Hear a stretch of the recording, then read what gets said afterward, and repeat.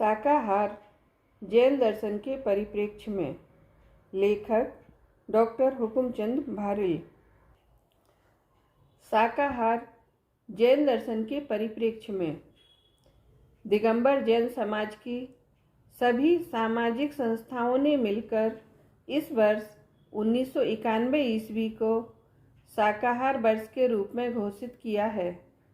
समाज के इस शुभ संकल्प में अखिल भारतीय जैन युवा फेडरेशन ने भी सक्रिय सहयोग करने का निश्चय किया है।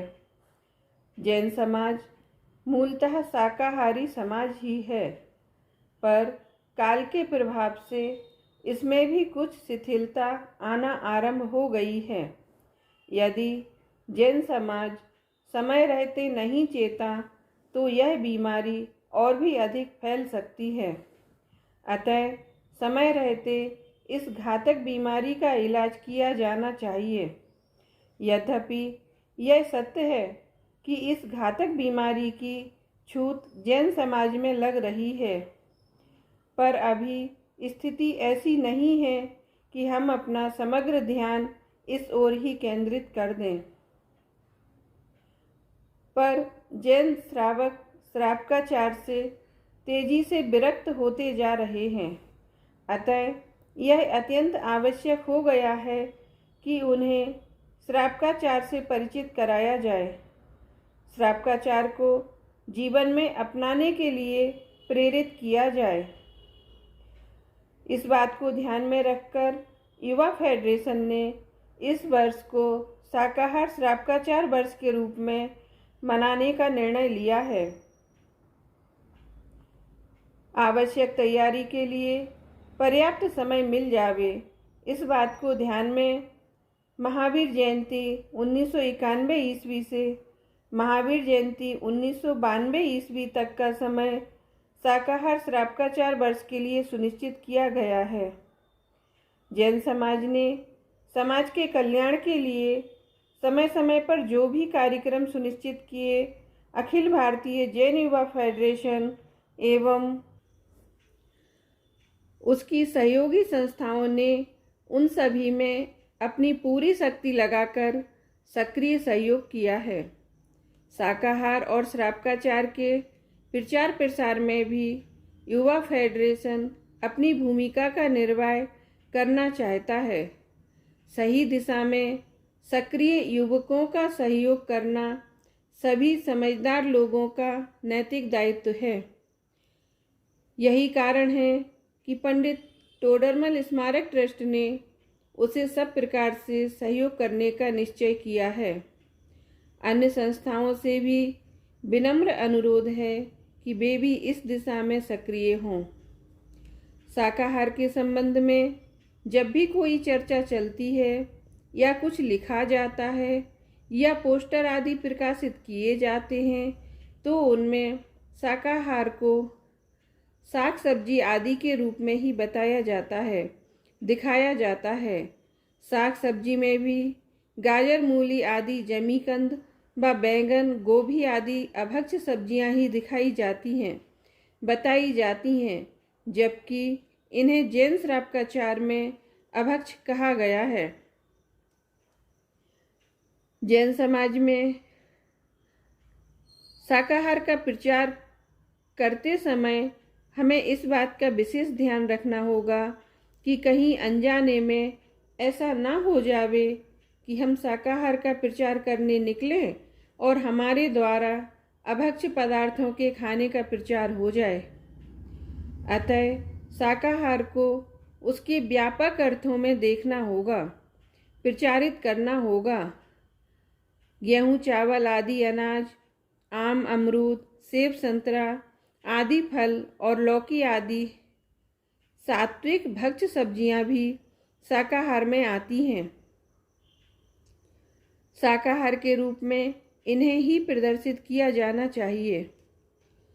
गाजर, मूली आदि साग हैं या नहीं, इस विवाद में उलझना हमें अभीष्ट नहीं है। इस कारण शाकाहार के साथ श्रावकाचार शब्द जोड़ना आवश्यक लगा। भले ही वे साग हों, पर श्रावकों द्वारा खाने योग्य नहीं हैं, अतः अभक्ष्य हैं। उनका प्रचार हमें अभीष्ट नहीं है। श्रावकाचार के अनुकूल शाकाहार का प्रचार ही हमें अभीष्ट है। यही कारण है कि हमने इस वर्ष का नाम शाकाहार श्रावकाचार वर्ष रखा है। दूसरी बात यह भी है कि शाकाहार शब्द में मांसाहार का निषेध तो हो जाता है, पर मदिरापान का निषेध नहीं होता है। मदिरापान भी एक ऐसी बुराई है कि जिसमें अनंत जीवों का घात तो होता ही है, नशाकारक होने से मदिरा विवेक को नष्ट करती है, बुद्धि में भ्रम पैदा करती है, स्वास्थ्य को खराब करती है और पारिवारिक सुख शांति को समाप्त कर देती है। अतः मांसाहार के समान ही मदिरापान का निषेध भी आवश्यक है। आज की दुनिया में मदिरा के समान ही मन को मोहित करने वाले, जीवन को बर्बाद कर देने वाले और भी अनेक नशीले पदार्थ चल निकले हैं। उन सभी से समाज को बचाना अत्यंत आवश्यक है। श्रावकाचार में मांसाहार के निषेध के साथ साथ मदिरापान का भी निषेध होता है। इस कारण भी शाकाहार के साथ श्रावकाचार शब्द जोड़ा गया है। इनके अतिरिक्त स्थूल रूप से 5 पापों का त्याग और जैनियों के मूल चिन्ह रात्रि भोजन त्याग एवं पानी छानकर काम में लेने को भी इसमें शामिल किया गया है। इस प्रकार यह शाकाहार श्रावकाचार वर्ष नाम सार्थक हो जाता है। हाँ, उक्त संदर्भ में एक प्रश्न यह भी उठाया जा सकता है कि श्रावकाचार में शाकाहार तो आ ही जाता है, अतः अकेला श्रावकाचार वर्ष नाम रखने में क्या हानि है। हाँ, हानि तो कुछ नहीं, पर शाकाहार शब्द आज विश्व का प्रसिद्ध शब्द है और श्रावकाचार शब्द से सभी जैन भी पूर्णतः परिचित नहीं हैं। अतः शाकाहार शब्द को रखना अत्यंत आवश्यक है। दूसरी बात यह भी है कि हम संपूर्ण समाज के साथ कंधे से कंधा मिलाकर चलना चाहते हैं। अतः उसके द्वारा निश्चित किए गए शब्द को उसी रूप में रखना हमें अभीष्ट है। हमारा प्रचार क्षेत्र जैनेतर समाज नहीं, मुख्यतः जैन समाज है। उसका बहुभाग अभी भी पूर्णतः शाकाहारी है, पर उसमें रात्रि भोजन त्याग, पानी छानकर काम में लेने और कंदमूल न खाने के संदर्भ में शिथिलता अवश्य आ गई है। अतः इनके पालन की प्रेरणा को शामिल किए बिना सारा श्रम निरर्थक ही हो जाने की संभावना थी। इस कारण अत्यंत गहराई से विचार विमर्श करने के उपरांत ही यह सुनिश्चित किया गया है कि इस वर्ष को हम शाकाहार श्रावकाचार वर्ष के रूप में ही संबोधित करें। जो मांसाहार से एकदम दूर हैं, उस जैन समाज के समक्ष मांसाहार के निषेध पूर्वक शाकाहार के रूप में आलू, बैंगन, मूली, गाजर आदि खाने का उपदेश देना हमें एकदम अटपटा लगता है।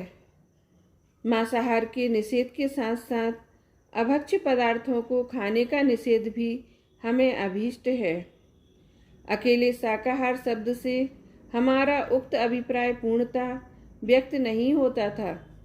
अतः हमने शाकाहार के साथ श्रावकाचार शब्द जोड़ना आवश्यक समझा है।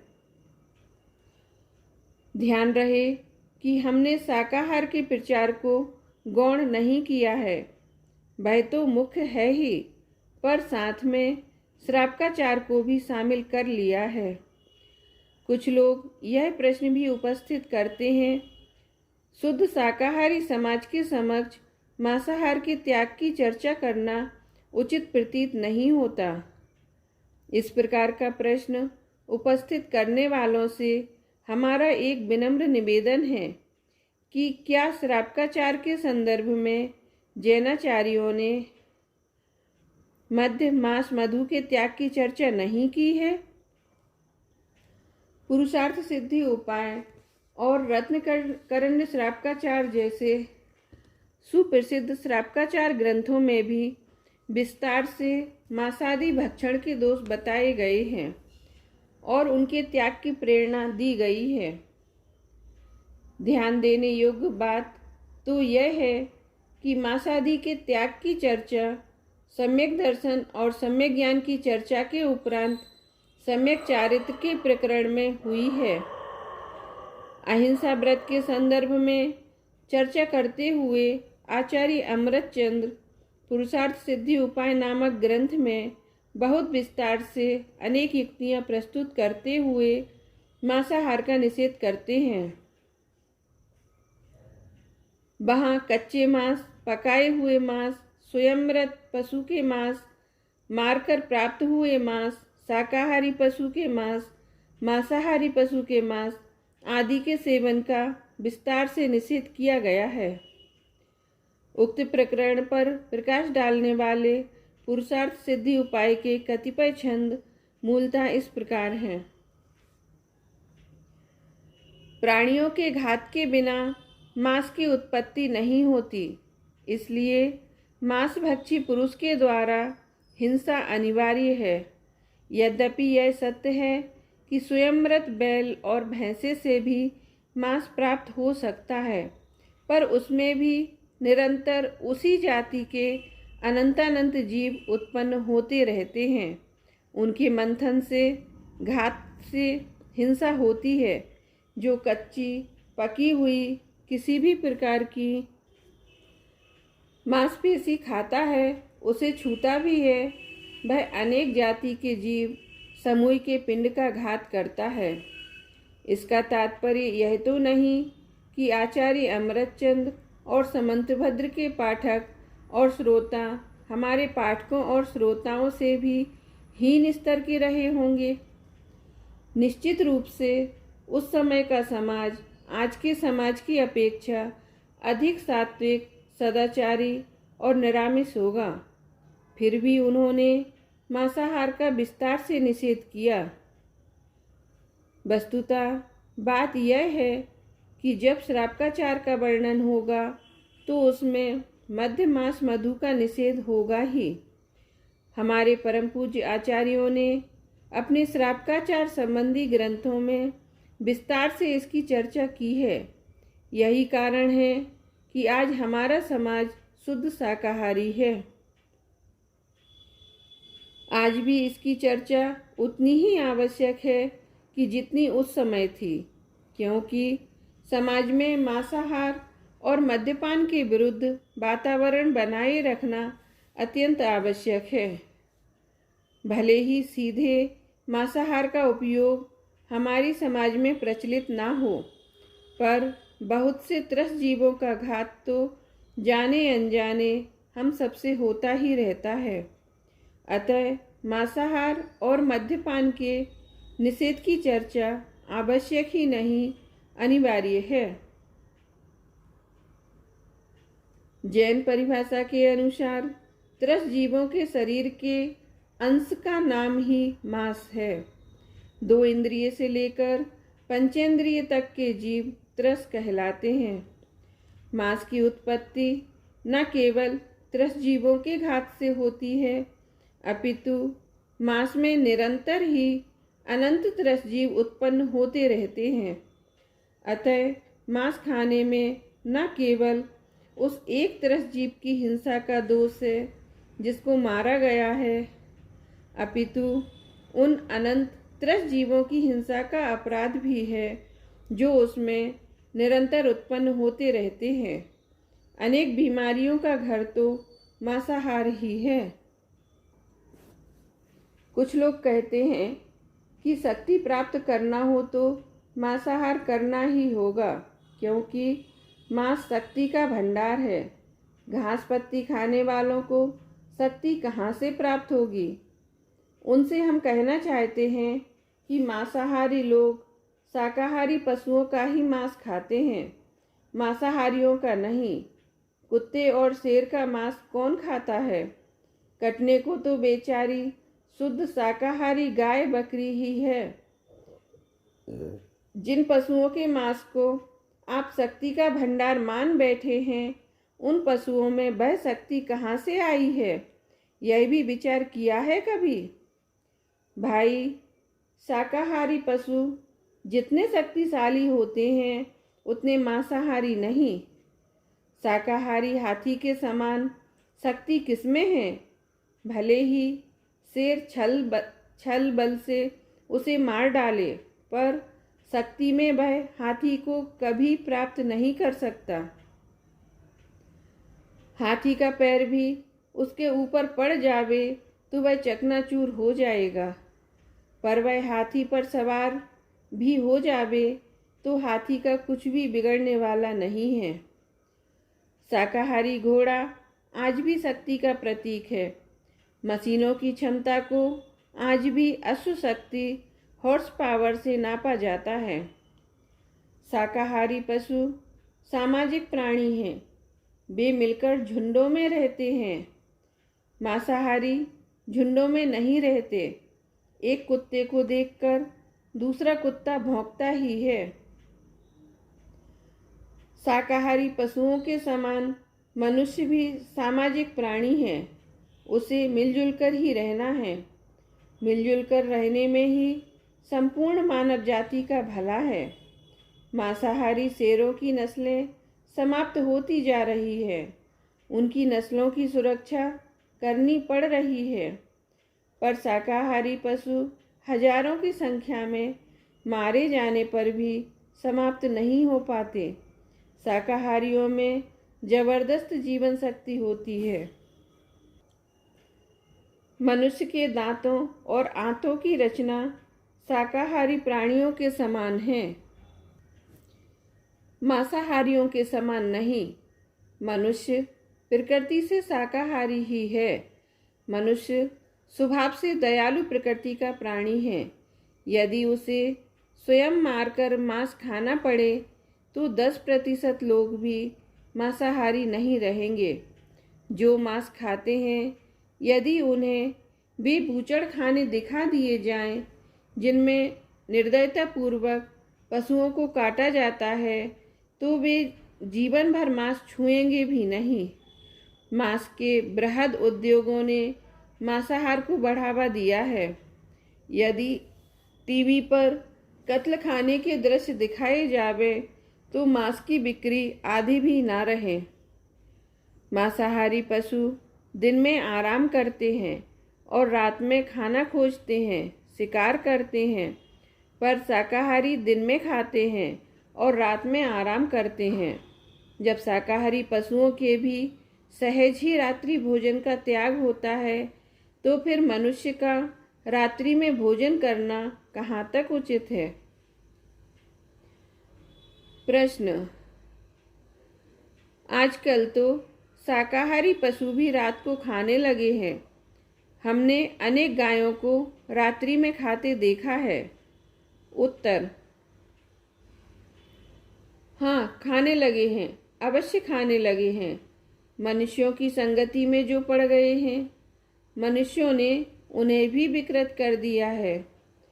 जब किसी पालतू पशु को आप दिन में भोजन दें ही नहीं, रात में ही दें, तो बेचारा क्या करेगा? किसी वन विहारी स्वतंत्र शाकाहारी पशु को रात्रि में भोजन करते देखा हो तो बताइए। भाई, मनुष्य और शाकाहारी पशु प्रकृति से देवाहारी ही होते हैं। अतः जैन धर्म का रात्रि भोजन त्याग का उपदेश प्रकृति के अनुकूल एवं पूर्ण वैज्ञानिक है। रात्रि भोजन त्याग के विरुद्ध एक तर्क यह भी प्रस्तुत किया जाता है कि दो भोजनों के बीच जितना अंतर रहना चाहिए, दिन के भोजन में वह नहीं मिलता। प्रातः 9-10 बजे खाया और शाम को फिर 4-5 बजे खा लिया। इस प्रकार प्रातः से शाम के भोजन में मात्र 7 घंटे का ही अंतर रह गया और शाम से प्रातः के भोजन में 17 घंटे का अंतर पड़ जाता है। इस तर्क के उत्तर में हम आपसे पूछते हैं, आपकी मोटर रात्रि को कितना पेट्रोल खाती है? बिल्कुल नहीं। क्यों? क्योंकि वह रात में चलती ही नहीं है, गैरेज में रखी रहती है। गैरेज में रखी मोटर पेट्रोल नहीं खाती। भाई, यही तो हम कहना चाहते हैं कि जब आदमी चलता है, श्रम करता है, तब उसे भोजन चाहिए। जब वह आराम करता है, तब उसे उतना भोजन नहीं चाहिए जितना कि कार्य के समय। भाई, आपको आराम चाहिए, आपके शरीर को आराम चाहिए, आपकी आँखों को आराम चाहिए। इसी प्रकार आपकी आंतों को भी आराम चाहिए। यदि उन्हें पर्याप्त आराम ना देंगे तो वे कब तक काम करेंगी? आखिर मशीन को भी तो आराम चाहिए ही। अतः रात्रि भोजन प्रकृति के विरुद्ध ही है। डॉक्टर लोग कहते हैं सोने के 4 घंटे पूर्व भोजन कर लेना चाहिए। जब आप रात को 10 बजे खाना खाएंगे तो सोएंगे कब? रात्रि भोजन त्याग के समान पानी छानकर पीना भी विज्ञान सम्मत ही है। पानी की शुद्धता पर जितना आज ध्यान दिया जाता है उतना कभी नहीं दिया गया। अतः आज का युग तो हमारे इस सिद्धांत के पूर्णतः अनुकूल है। स्वस्थ जीवन के लिए स्वच्छ पानी आवश्यक ही है। इस प्रकार हम देखते हैं कि जैनाचार एवं जैन विचार प्रकृति के अनुकूल हैं, पूर्णतः वैज्ञानिक हैं। आवश्यकता उन्हें सही एवं सशक्त रूप में प्रस्तुत करने की है। आजकल अंडों को शाकाहारी बताकर लोगों को भ्रष्ट किया जा रहा है। इस प्रचार के शिकार कुछ जैन युवक भी हो रहे हैं। अतः हम सबकी यह सामूहिक जिम्मेदारी है कि इस संदर्भ में समाज को जागृत करें। शाकाहार तो वनस्पति से उत्पन्न खाद्य को ही कहा जाता है, पर अंडे ना तो अनाज के समान किसी खेत में ही पैदा होते हैं और न साग सब्जी और फलों के समान किसी बेल या वृक्ष पर ही फलते हैं। वे तो स्पष्टतः ही सैनी पंचेंद्रिय मुर्गियों की संतान हैं। यह तो हम सब जानते ही हैं कि 2 इंद्रिय से लेकर पंचेंद्रिय तक के जीवों के शरीर का अंश ही मांस है। अतः अंडे से उत्पन्न खाद्य पदार्थों का सेवन स्पष्ट रूप से मांसाहार ही है। इस पर कुछ लोग कहते हैं कि दूध भी तो गाय बकरी के शरीर का ही अंश है, पर दूध और अंडे में जमीन आसमान का अंतर है। दूध के निकलने से गाय बकरी के जीवन को कोई हानि नहीं पहुंचती, जबकि अंडे के सेवन से अंडे में विद्यमान जीव का सर्वनाश ही हो जाता है। यदि दूध देने वाली गाय बकरी का दूध समय पर ना निकले तो उसे तकलीफ होती है। दूध पिलाने वाली माताओं को यदि कारणवश अपने बच्चों को दूध पिलाने का अवसर प्राप्त ना हो तो उन्हें बुखार तक आ जाता है। उन्हें अपने हाथ से दूध निकालना पड़ता है। इस पर यदि कोई कहे कि भले ही दूध निकालने से गाय को तकलीफ ना होती हो, आराम ही क्यों ना मिलता हो, पर उसके दूध पर उसके बछड़े का अधिकार है। आप उसे कैसे ले सकते हैं? क्या यह गाय और बछड़े के साथ अन्याय नहीं है? हाँ, इसे एक दृष्टि से अन्याय तो कह सकते हैं, पर इसमें वैसी हिंसा तो कदापि नहीं जैसी कि मांसाहार में होती है।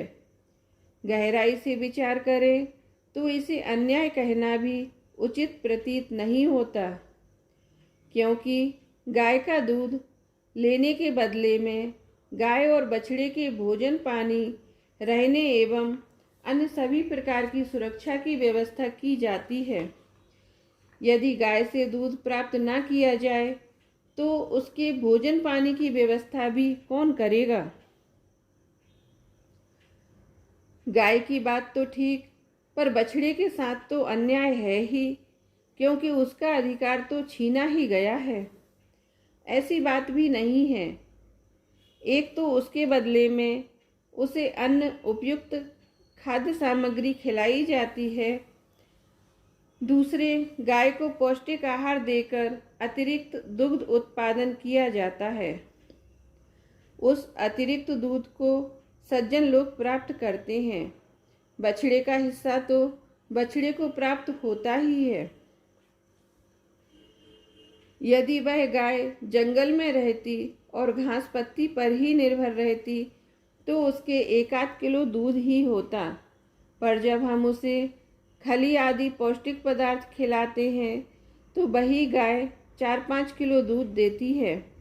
बछड़े को तो उसका 1-8 किलो दूध मिल ही जाता है। अतिरिक्त दूध ही सज्जन लोग प्राप्त करते हैं। इस प्रकार यह तो एक प्रकार से आदान प्रदान है, इसमें अन्याय भी कहाँ है? यदि इस प्रकार अन्याय की कल्पना करेंगे तो फिर इस प्रकार का आदान प्रदान तो मनुष्य जाति में भी परस्पर होता ही है। हम दूसरों को उचित पारिश्रमिक देकर उनकी सेवाएं प्राप्त करते ही हैं। किसी बेकार व्यक्ति को उचित पारिश्रमिक देकर रोजगार देने को तो लोक में परोपकार कहा जाता है, शोषण नहीं, अन्याय भी नहीं। इसी प्रकार गाय और बछड़े की सर्व प्रकार से उचित सेवा के बदले में दूध प्राप्त करने को भी परस्पर उपकार के अर्थ में ही देखा जाना चाहिए, अन्याय या शोषण के अर्थ में नहीं। भारतीय संस्कृति में गाय को तो माँ जैसा सम्मान प्राप्त है, अतः अंडे की तुलना दूध से करना असंगत तो है ही, अज्ञान का सूचक भी है। इस पर भी यदि कोई कहे कि जिस प्रकार दूध ना निकले तो गाय तकलीफ हो सकती है, या दूध के बदले में हम गाय को चारा पानी देते हैं, उसी प्रकार मुर्गी का अंडा देना भी उसे सुखकर ही होता है, तथा अंडा लेने के बदले हम उसका पालन पोषण भी करते ही हैं, अतः दूध व अंडा समान ही हुए। उनका यह कहना भी उचित नहीं है, क्योंकि जिस प्रकार अंडा मुर्गी की संतान है, उस प्रकार दूध गाय की संतान नहीं है। अतः सच तो यह है कि अंडा दूध के समान नहीं, गाय के बछड़े के समान है। अतः अंडा खाना बछड़े को खाने जैसा ही है। इस पर कुछ लोग कहते हैं कि शाकाहारी अंडे से बच्चे का जन्म नहीं हो सकता, अतः वह दूध के समान अजीब ही है। पर यह बात एकदम गलत है, क्योंकि वह मुर्गी के प्रजनन अंगों का उत्पादन है, अतः अशुचि तो है ही, साथ ही उत्पन्न होने के बाद भी बढ़ता है, सड़ता नहीं है, अतः सजीव भी है। भले ही पूर्णता को प्राप्त होने की क्षमता उसमें ना हो, पर उसे अजीब किसी भी स्थिति में नहीं माना जा सकता है।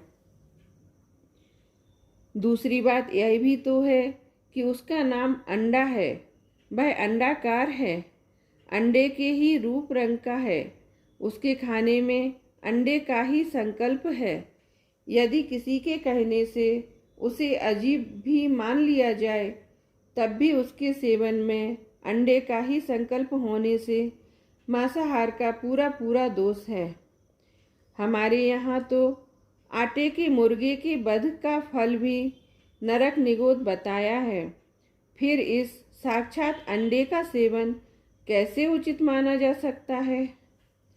अंडा खाने में जो संकोच अभी हमारी वृत्ति में है, एक बार अजीब शाकाहारी अंडे के नाम पर उस संकोच के समाप्त हो जाने पर फिर कौन ध्यान रखता है कि जिस अंडे का सेवन हम कर रहे हैं वह सजीव है या अजीब।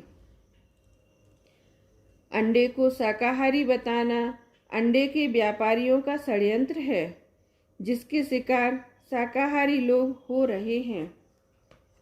एक टूथपेस्ट कंपनी की बिक्री कुछ वर्षों से स्थिर होकर रह गई थी।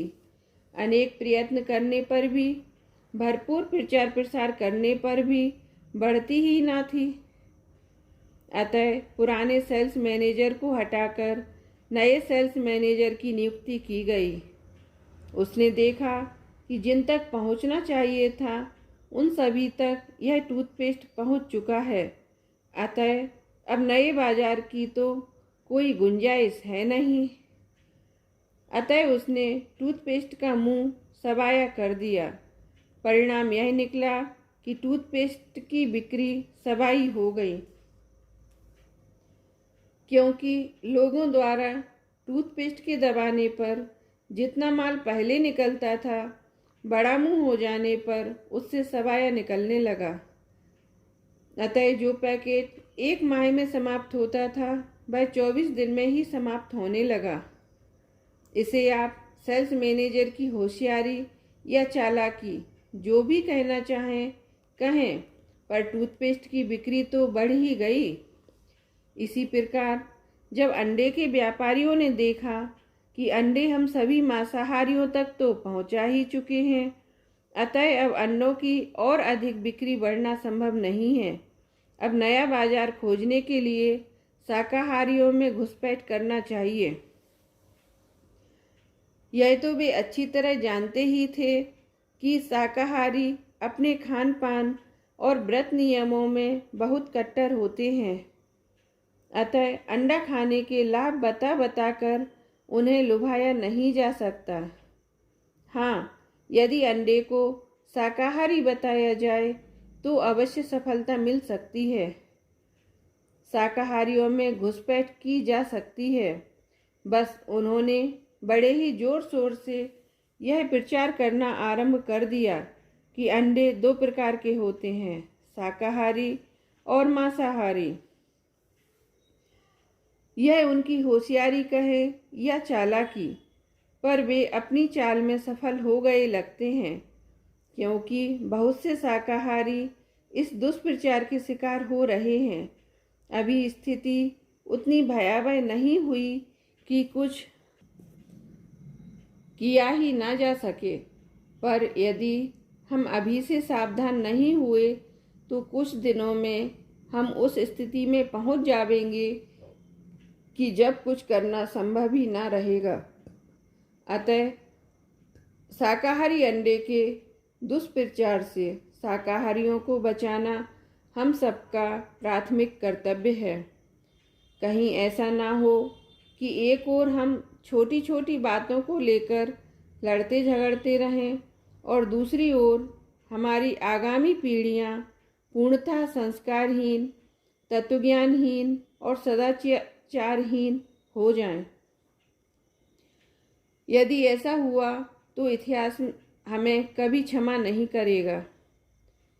मद्य और मांस के साथ जैन दर्शन में मधु के त्याग का भी उपदेश दिया गया है।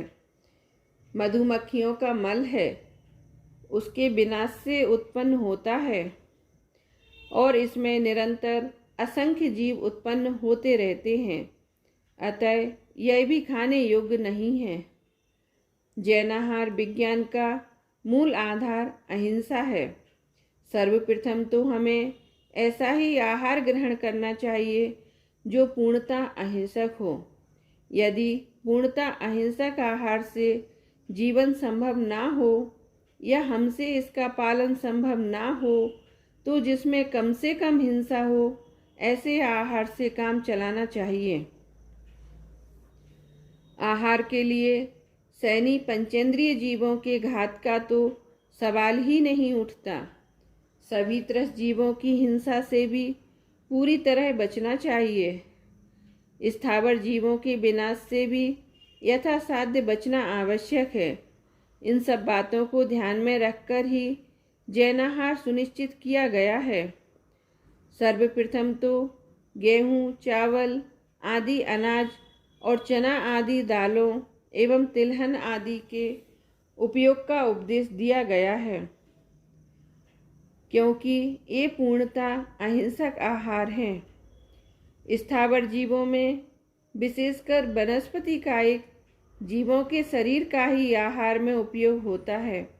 अनाज, तिलहन और दालें तभी उत्पन्न होती हैं जब उनका पौधा स्वयं अपनी आयु पूर्ण कर सूख जाता है। यदि हरे भरे पौधों को काट दिया जाए तो अनाज भी सही रूप में पैदा नहीं होगा। अतः उसका खेत में ही खड़े खड़े ही सूख जाना आवश्यक है। अतः अनाज, दालें व तिलहन पूर्णतः अहिंसक आहार हैं। यद्यपि गेहूं आदि पूर्णतः अजीब हैं, तथापि उनको बोने पर वे उगते हैं और चावल उनसे भी श्रेष्ठ हैं, क्योंकि छिलका अलग हो जाने से वे बोने पर उगते भी नहीं हैं। यही कारण है कि उनका उपयोग भगवान की पूजन में भी किया जाता है। जीव जंतुओं से रहित बिना भुना अनाज, चावल, दालें एवं तिलहन ही सर्वोत्तम शाकाहार हैं। इन्हीं में मेवा, सूखे फलों, ड्राई फ्रूट्स को भी समझना चाहिए।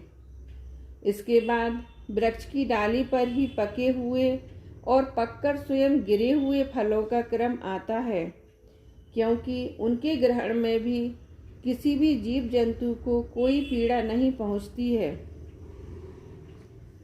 यहाँ एक प्रश्न संभव है कि फल तो गेहूं आदि के समान ही निरापद हैं, इन्हें उसके बाद के क्रम में क्यों रखा है?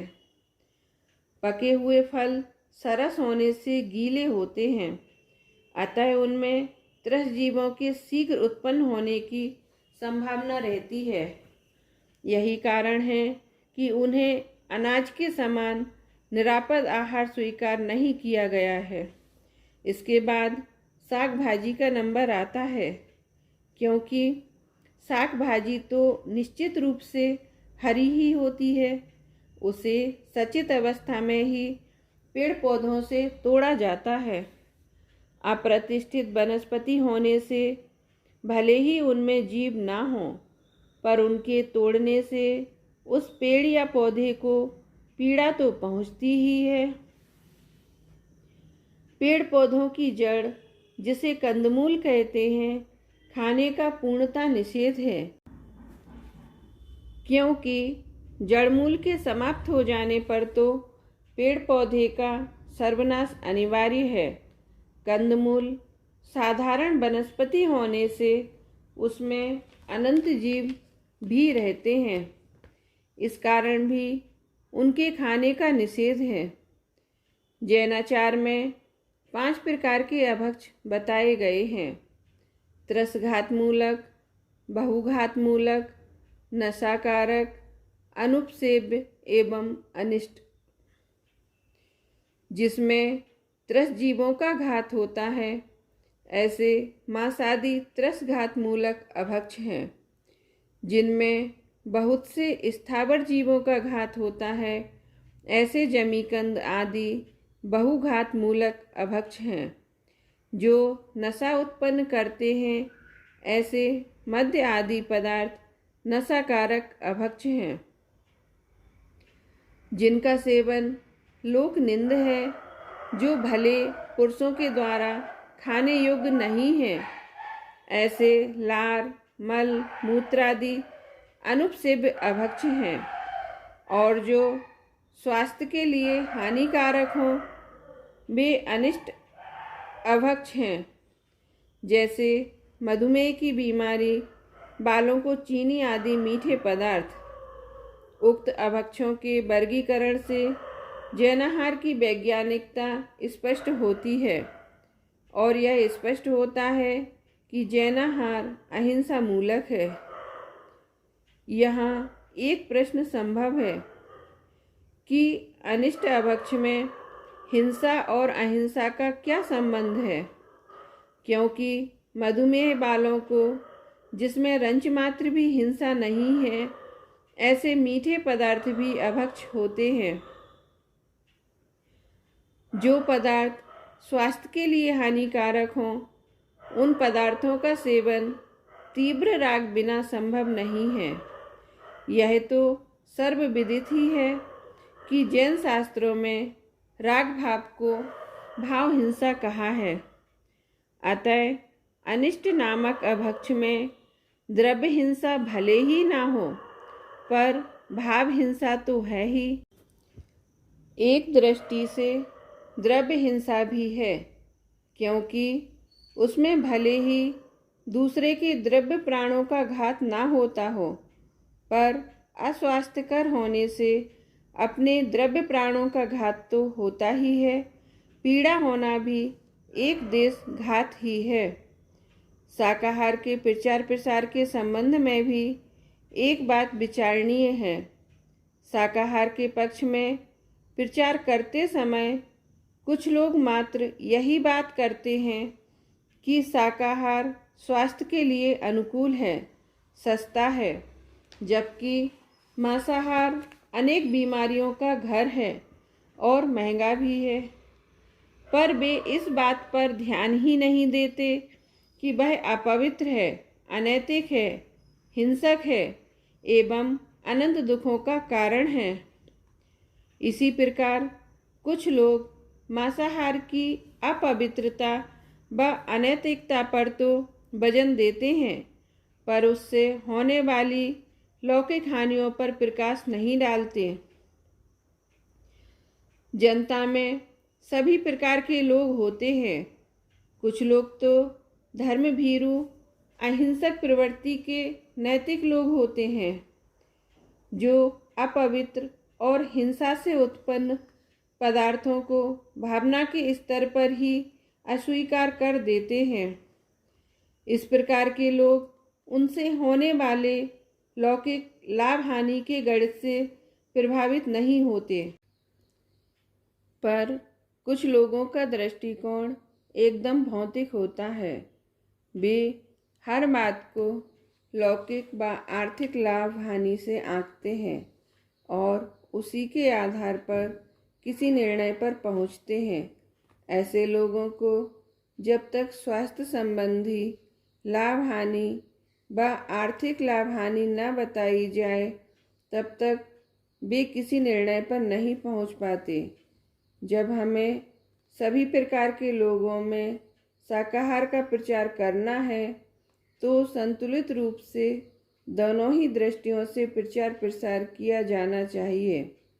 मांसाहार में होने वाली आर्थिक एवं स्वास्थ्य संबंधी हानि और उसके त्याग से होने वाले लाभों का दिग्दर्शन किया जाना जितना आवश्यक है, उतना ही आवश्यक नैतिक एवं अहिंसा के आधार पर भावनात्मक स्तर पर मांसाहार से अरुचि कराना भी है। दोनों स्तरों पर किए गए प्रचार प्रसार से ही अपेक्षित सफलता प्राप्त होगी। शाकाहार और श्रावकाचार के स्वरूप, उपयोगिता और आवश्यकता पर विचार करने के उपरांत अब उन परिस्थितियों पर विचार अपेक्षित है जिनके कारण मांसाहार को प्रोत्साहन मिल रहा है और शाकाहार व श्रावकाचार की निरंतर हानि हो रही है। उन उपायों पर भी विचार अपेक्षित है जो शाकाहार और श्रावकाचार के प्रचार प्रसार का मार्ग प्रशस्त करते हों। आज बाजार से तैयार सामग्री लाकर खाने पीने की प्रवृत्ति निरंतर बढ़ रही है। महिलाओं के कार्य क्षेत्र में आ जाने से इस प्रवृत्ति को और अधिक प्रोत्साहन मिला है। अब कोई घर में खाना बनाकर खाना ही नहीं चाहता है। सब तैयार खाने के लिए बाजार की ओर ही दौड़ते हैं। न केवल हलवाइयों की दुकानों या सार्वजनिक भोजनालयों में तैयार भोजन की ओर, अपितु आज तो तैयार भोज्य सामग्री के बड़े बड़े उद्योग खड़े हो रहे हैं। यह सब पश्चिम की नकल पर हो रहा है। इस प्रकार की सामग्री के सेवन में जाने अनजाने मद्य, मांस, मधु का सेवन होता रहता है। इसी प्रकार बाजारों से तैयार श्रृंगार सामग्री में भी ऐसे पदार्थ शामिल रहते हैं कि जिनके उत्पादन में हिंसा तो होती ही है, क्रूरता भी होती है। जो लोग पूर्णतः शाकाहारी हैं, अहिंसक हैं और अहिंसक एवं शाकाहारी बने रहना चाहते हैं, वे भी जाने अनजाने में उन वस्तुओं को खाते पीते रहते हैं, उन श्रृंगार सामग्रियों का उपयोग करते हैं जिनमें हिंसक और अपवित्र वस्तुओं का सम्मिश्रण रहता है। प्रकारांतर से मद्य, मांस, मधु का किसी न किसी रूप में उपयोग किया जाता है। इस प्रकार वे भी मांसाहार में सहभागी हो जाते हैं। यदि शाकाहारी समाज को इस प्रकार के मांसाहार, मद्यपान एवं हिंसक श्रृंगार सामग्री के प्रयोग से बचाना है तो हमें बाजार में ऐसे उत्पादन उपलब्ध कराने होंगे जिनमें मांस ना हो, चर्बी ना हो, अंडों का प्रयोग ना हुआ हो, मद्य का उपयोग ना हुआ हो, मधु का उपयोग ना हुआ हो और जो हिंसा से उत्पन्न ना होते हों। क्योंकि अब यह तो संभव रहा नहीं कि किसी को बाजार में उपलब्ध भोज्य सामग्री एवं श्रृंगार सामग्री के प्रयोग से रोका जा सके। हाँ, यदि हम उन पदार्थों के स्थान पर अन्य अहिंसक पदार्थ उसी कीमत पर या उससे भी कम कीमत पर उपलब्ध करा सकें तो सफलता अवश्य मिल सकती है। इसके लिए उद्योगपतियों को आगे आना होगा। इस लड़ाई को अनेक मोर्चों पर लड़ना होगा। उद्योगपति अहिंसक खाद्य सामग्री एवं श्रृंगार सामग्री तैयार करें। साधु संत एवं प्रभावशाली प्रवक्ता विद्वान इसके लिए समाज का मानस तैयार करें। चिकित्सक लोग भी लोगों को यह बतावें कि स्वास्थ्य के लिए शाकाहार ही श्रेष्ठ आहार है। जितना प्रभाव एक चिकित्सक डाल सकता है उतना किसी साधु संत या प्रवक्ता विद्वान का नहीं होता है, क्योंकि लोगों को जीवन और स्वास्थ्य की जितनी चिंता रहती है उतनी धर्म कर्म की नहीं, नैतिकता की भी नहीं। अनुसंधानकर्ताओं का भी एक कर्तव्य है कि वे भोज्य सामग्री के इस प्रकार के फार्मूले तैयार करें कि जिनमें खर्च कम हो और स्वास्थ्य के अनुकूल विटामिन आदि सभी पदार्थ उसमें आ जावें। इस प्रकार के फार्मूलों के आधार पर उद्योगपति खाद्य सामग्री तैयार करें, साधु संत जनमानस तैयार करें, विद्वान लोग साहित्य तैयार करें और कार्यकर्ता उसे जन जन तक पहुँचाएं। तब कहीं जाकर कुछ सफलता हाथ लगेगी। यह किसी एक व्यक्ति का काम नहीं है, अपितु संपूर्ण समाज का कार्य है। प्रसन्नता की बात है कि संपूर्ण समाज ने इस काम को अपने हाथ में लिया है। इसके लिए 1 वर्ष का समय सुनिश्चित किया है, पर यह कार्य 1 वर्ष में होने वाला नहीं है। इसमें तो जीवन लगाना होगा, तब कहीं कोई सफलता मिलेगी। 1 वर्ष में 3 माह में तो बात करते करते ही निकल गए हैं। इसीलिए तो इसका समय महावीर जयंती 1991 ईस्वी से महावीर जयंती 1992 ईस्वी तक निश्चित किया है। यह 1 वर्ष तो विचार विमर्श करने में योजनाएं बनाने में, वातावरण बनाने में ही लग जाएगा। अतः इस काम को काल की सीमा में बांधना उपयुक्त नहीं है। कुछ सभाएं व भाषणबाजी कर अपने कर्तव्य की इतिश्री मान लेना भी उपयुक्त नहीं है। आशा है समाज का नेतृ वर्ग इसे गंभीरता से लेगा और कुछ दीर्घकालीन योजनाएं बनाएगा। समाज क्या करेगा और क्या कर पावेगा यह तो भविष्य ही बताएगा, पर हमारा व्यक्तिगत कर्तव्य भी है कि हम स्वयं पूर्णतः शुद्ध शाकाहारी बने, अपने परिवार को शाकाहारी बनावें। जो भी व्यक्ति आपके संपर्क में आते हों उन्हें शाकाहारी बनाने का प्रयास करें। यह तो सुनिश्चित ही है कि शुद्ध, सात्विक, सदाचारी जीवन के बिना सुख शांति प्राप्त होना तो दूर, सुख शांति प्राप्त करने का उपाय समझने की पात्रता भी नहीं पकती। अतः जो आत्मिक शांति प्राप्त करना चाहते हैं, आध्यात्मिक शांति प्राप्त करना चाहते हैं, प्रकारांतर से सम्यक दर्शन, ज्ञान चारित्र की प्राप्ति करना चाहते हैं, आत्मानुभूति प्राप्त करना चाहते हैं, उन्हें भी इस ओर पूरा ध्यान देना चाहिए। उनका भी जीवन सात्विक होना चाहिए, सदाचारी होना चाहिए। यह तो जड़ की क्रिया है, यह कहकर इसकी उपेक्षा करना उचित नहीं है। लौकिक सुख शांति के अभिलाषियों को भी शाकाहारी तो होना ही होगा, अन्यथा उनका जीवन एवं परिकर भी विकृत हुए बिना नहीं रहेगा।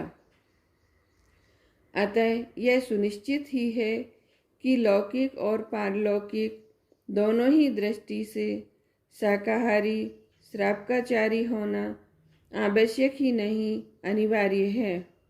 सभी भव्यजन शाकाहार और श्रावकाचार को अपने जीवन में अपनाकर सुख शांति प्राप्त करें, इस मंगल भावना के साथ विराम लेता हूँ।